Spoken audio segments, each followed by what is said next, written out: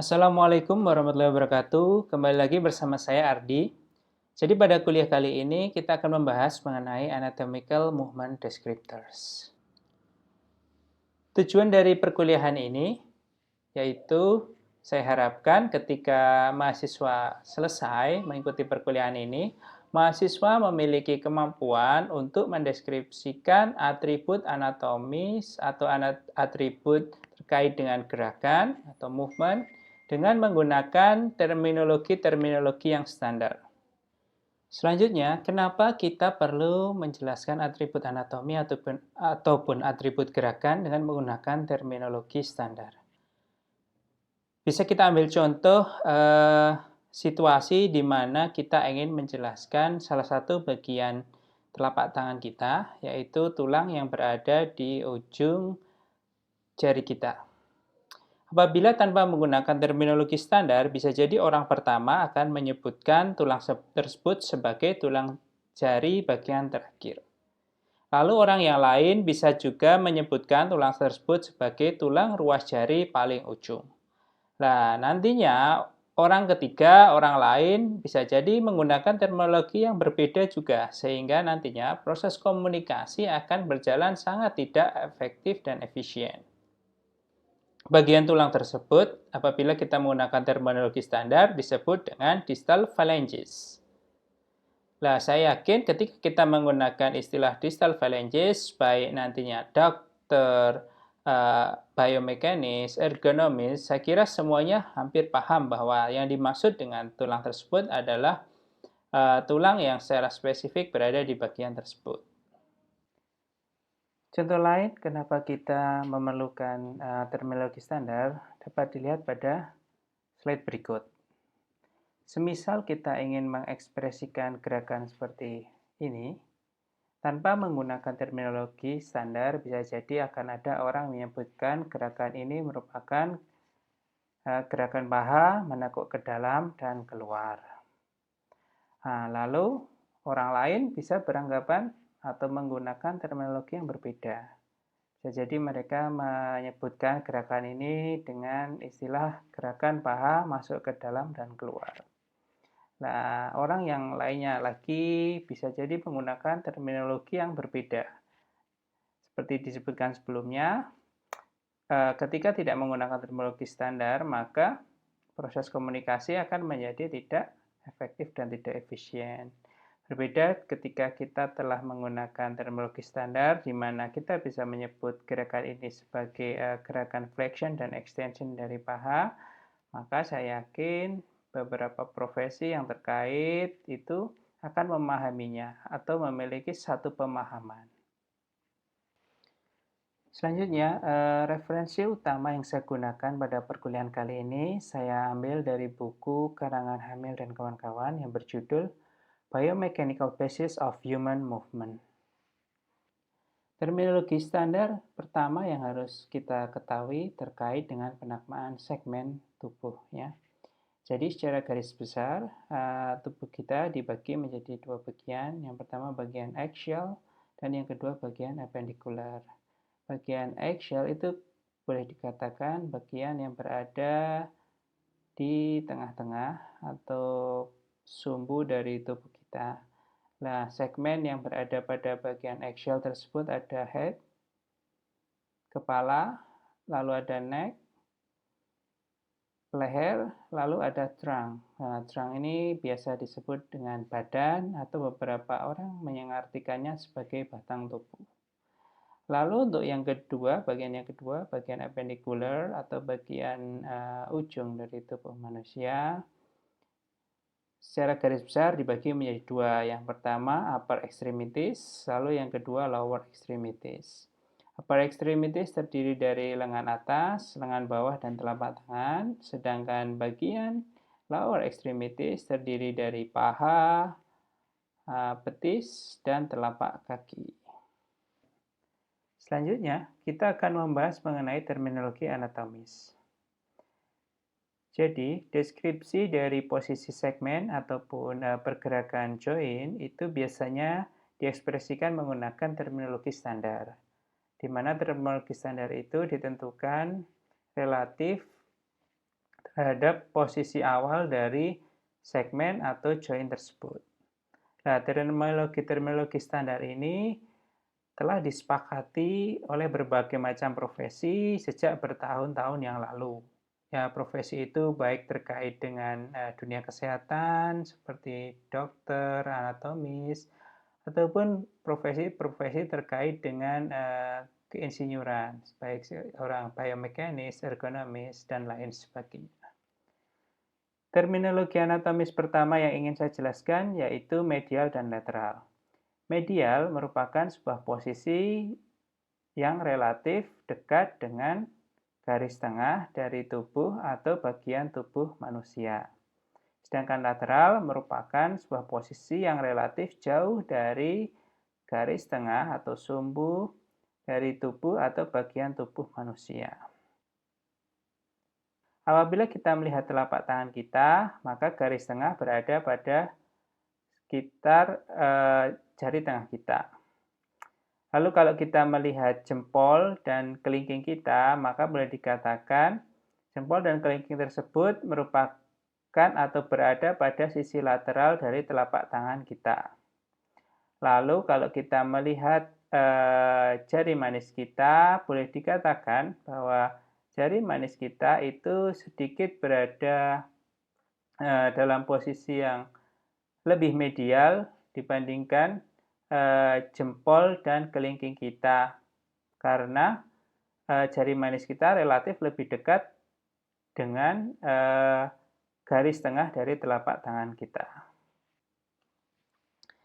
Terminologi anatomis selanjutnya yang akan saya coba jelaskan yaitu proksimal dan distal.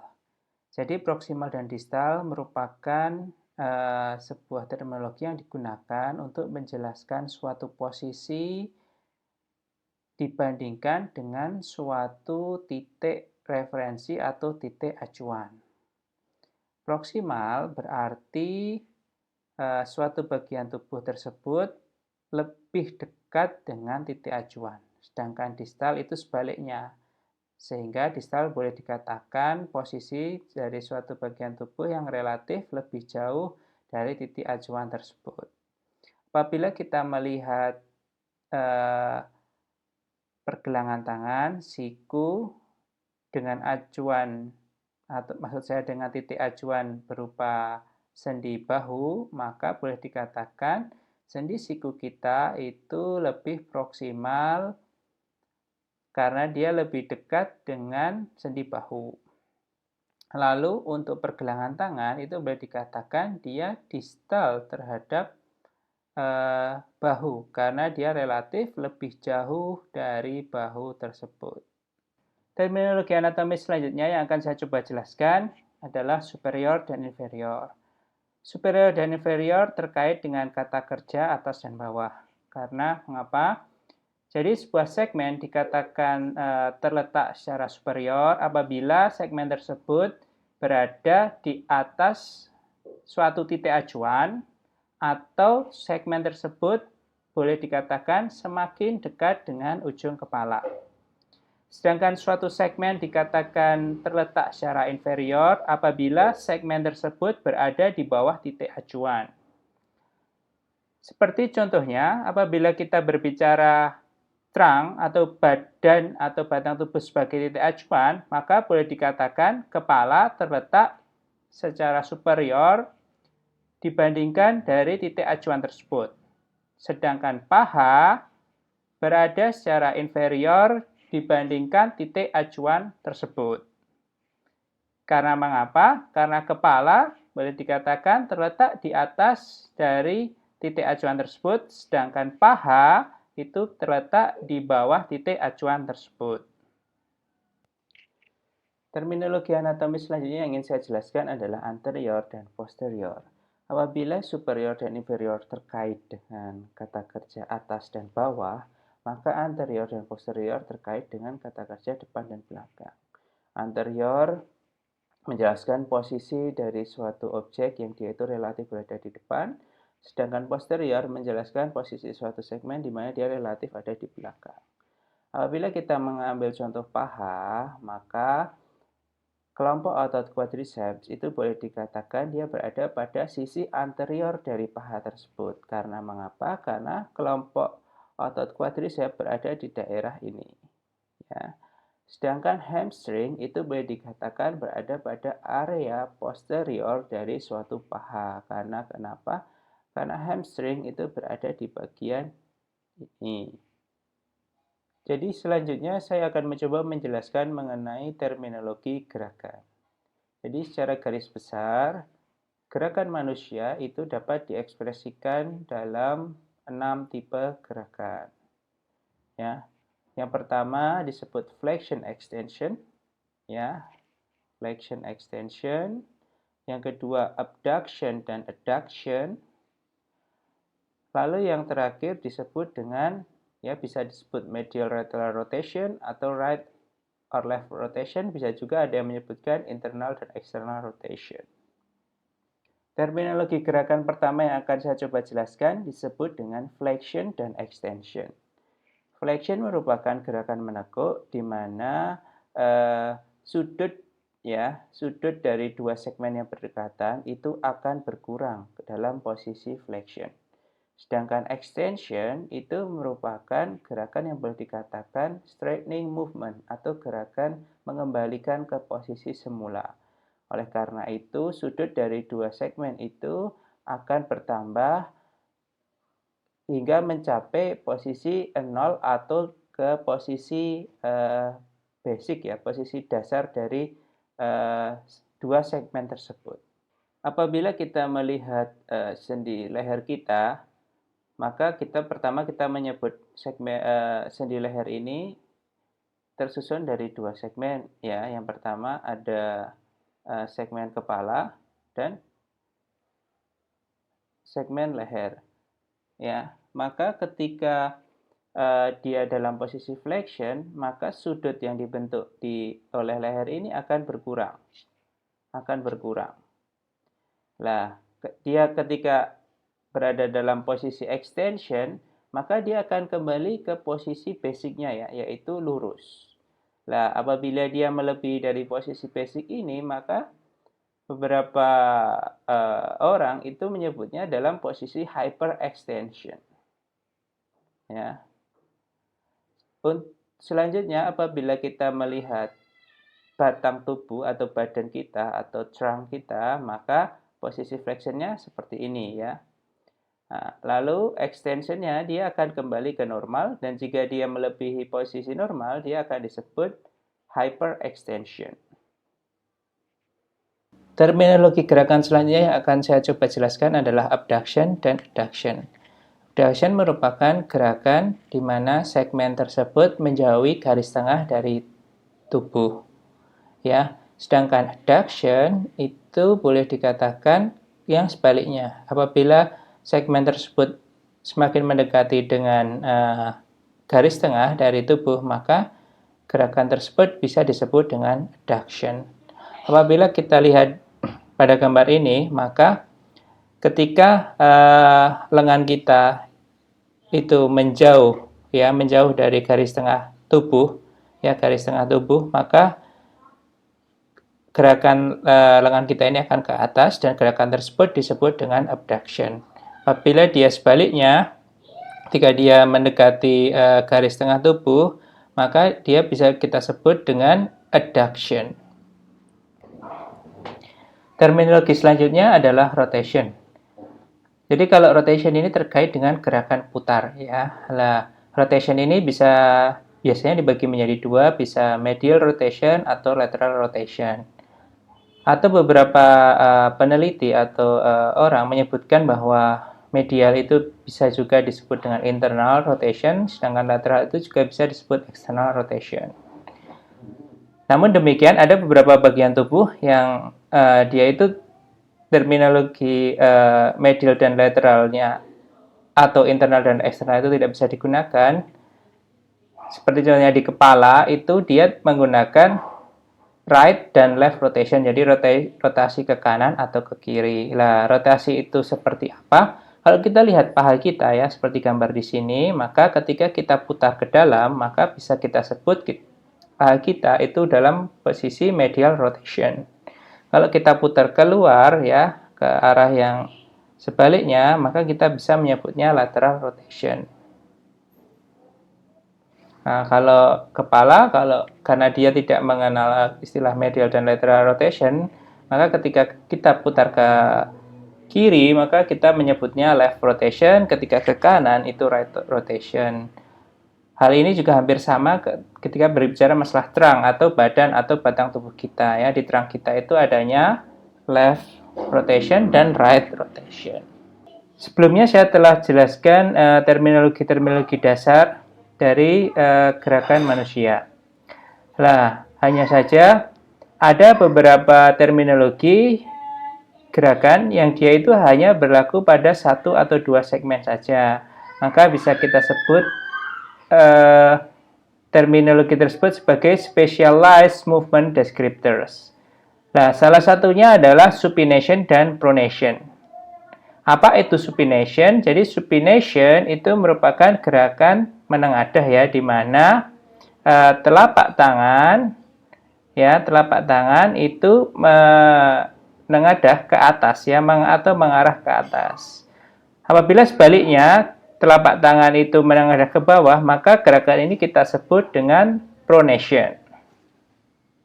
Special movement descriptors yang lain adalah radial dan ulnar deviation. Radial dan ulnar deviation bisa kita temukan di telapak tangan manusia. Radial deviation itu bisa kita temukan apabila pergelangan tangan manusia itu bergerak ke arah jempol ya. Apabila dia mengarah ke kelingking, maka pergerakan tersebut bisa disebut dengan ulnar deviation. Specialist movement descriptors yang lain bisa ditemukan juga di trunk ya, ada left lateral flexion, lalu right lateral flexion, lalu ada di leg ya, ada leg dan juga trunk itu ada circumduction, lalu di lengan itu ada horizontal flexion atau adduction, lalu ada horizontal extension atau adduction, lalu di scapula itu ada downward rotation dan upward rotation, lalu ada depression dan elevation. Lalu di paha itu ada horizontal flexion atau adduction, horizontal flexion atau abduction. Lalu di telapak kaki ada dorsiflexion, plantar flexion, dan inversion dan juga eversion. Selain terminologi terkait dengan anatomi dan gerakan, penjelasan mengenai atribut-atribut anatomi, atribut-atribut gerakan biasanya juga dikaitkan dengan 3 bidang kardinal, yang dimana bidang tersebut berpusat pada center of gravity dari tubuh manusia. Bidang yang pertama disebut bidang sagital ya. Jadi bidang sagital ini ya, jadi yang di sini ini membagi tubuh menjadi 2 bagian, yaitu kanan dan kiri. Nah, lalu bidang yang kedua disebut frontal plane. Frontal plane ini membagi tubuh menjadi depan dan belakang. Dan bidang yang terakhir adalah transverse plane. Jadi dia membagi tubuh menjadi atas dan bawah. Apabila pada beberapa slide sebelumnya saya telah menjelaskan beberapa terminologi gerakan, apabila kita ingin mengkaitkannya tipe-tipe gerakan tersebut dengan bidang kardinal yang telah saya jelaskan sebelumnya, maka bisa kita lihat seperti ini. Jadi pada bidang sagital kita bisa melihat gerakan flexion dan extension karena kita lihat dari kanan dan kiri. Lalu dari belakang atau depan kita bisa melihat abduction atau adduction dan juga lateral flexion, di mana depan dan belakang itu merupakan bidang frontal. Lalu bidang transverse atau bidang yang melihat dari atas dan bawah itu bisa membuat kita melihat tipe gerakan rotasi. Saya kira itu dulu penjelasan dari perkuliahan terkait anatomical movement descriptors. Semoga bermanfaat. Wabillahi taufiq wal hidayah. Wassalamualaikum warahmatullahi wabarakatuh.